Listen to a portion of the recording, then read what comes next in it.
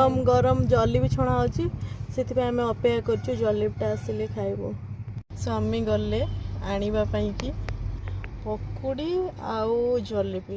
Actually अडसपुर market रे पकुड़ी जलेबीटा टिके भल लगे आ फ्रेश फ्रेश एबे छणा होची से आम एमती गाड़ी रे बसीचु खाई से आणला पर हम खाई फाइनली आम पाखे पहुँच जाइए कौन से पकुड़ी आउ जलेबी से अलग अलग आसला आम ताको मिक्स करदे कि रखीदेचु कि आम खाइबू। ले ले ले ले ले मजा ले गरम पूरा